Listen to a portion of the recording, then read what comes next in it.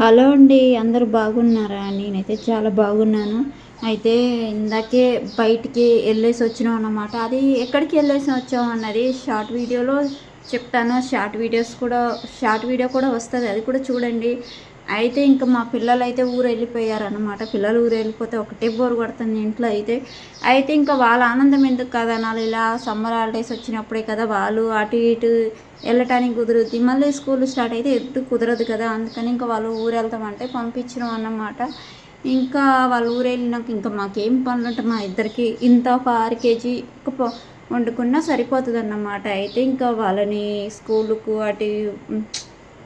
స్కూల్కి అంటానా. ఇంకా వాళ్ళని అటు పోయినాక ఇక ఇళ్ళన్నీ సదురుకుంటున్నాను అన్నమాట. అయితే నిన్ననే వెళ్ళేశారు నిన్న ఊరు వెళ్ళిండ్రు. అయితే ఇల్లంతా చికాకు ఉందని వాళ్ళగా ఇల్లు సదురుకుంటాను. ఇందాకే బయటికి వెళ్ళేసి వచ్చినాం అన్నమాట. అయితే ఎక్కడికి వెళ్ళేసి వచ్చామన్నది షార్ట్ వీడియో పెడతాను, అది కూడా వస్తుంది చూడటానికి. అయితే రెడీగా ఉండండి. అయితే గ్లాసులు గిన్నెలు బొచ్చులు అన్నీ కడిగేసి ఇంకా సదురుతున్నాను అన్నమాట. ఇంకా మళ్ళీ నేను ఎక్కడ ఏం సదిరినా వాళ్ళు వచ్చేదాకా అక్కడే ఉంటాయి అన్నమాట సామాన్లు. అయితే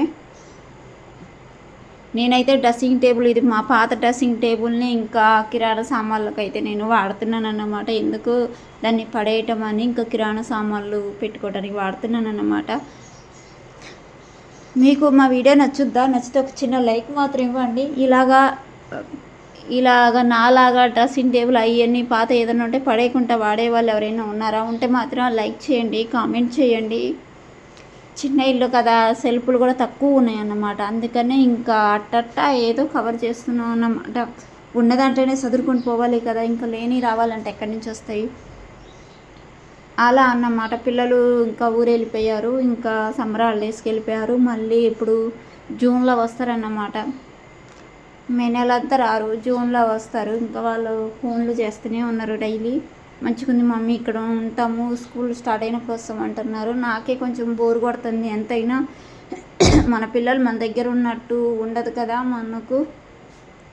ఇన్ని రోజులు అయితే పిల్లలు దగ్గర ఉండే, ఇప్పుడు వేరే ఊర్లో ఉన్నారు, ఊరెళ్ళి. నాకు కొంచెం దిగులుగా ఉన్నా కూడా వాళ్ళు ఫోన్లు చేసి మంచిగా మాట్లాడుతున్నారు. ఇంకా దాన్ని చూసి ధైర్యం తెచ్చుకొని ఉంటున్నాను అన్నమాట.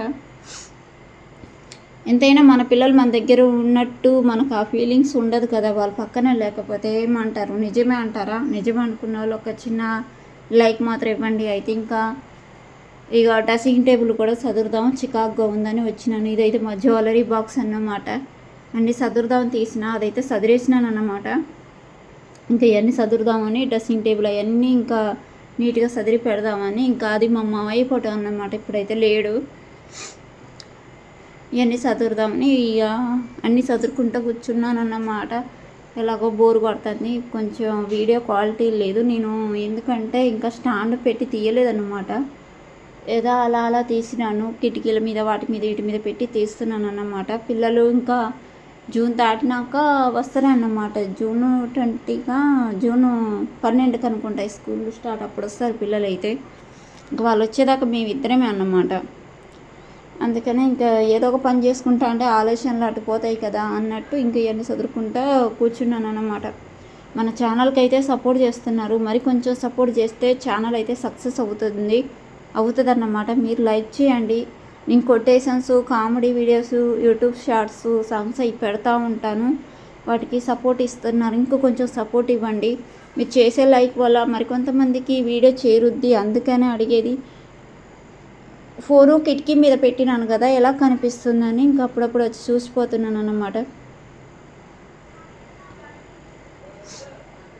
వీడియో అయితే మధ్యలో ఆఫ్ చేసుకుంటా తీస్తున్నాను.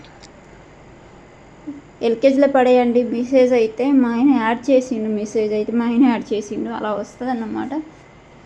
ఇప్పుడు ఇవన్నీ సదురుతున్నా. ఇందాక కిచెన్ రూమ్ సదిరినా, ఇప్పుడు ఈ డ్రెస్సింగ్ టేబుల్ ఇవన్నీ సదురుతున్నాను. పిల్లగాళ్ళు అటు చాలా దూరం వెళ్ళారన్నమాట, ఖమ్మం అవతల సూర్యాపేట దగ్గరికి వెళ్ళారు, అక్కడ ఉన్నారన్నమాట. వీడియో నచ్చితే ఒక చిన్న లైక్ చేయండి, కామెంట్ చేయండి, సబ్స్క్రైబ్ చేసుకోండి మన ఛానల్కు సపోర్ట్ ఇవ్వండి. చాలా సపోర్ట్ ఇస్తున్నారు, ఇంకా కొంచెం సపోర్ట్ ఇవ్వండి. కొన్నిసార్లు ఒక చిన్న మాట చెప్తాను.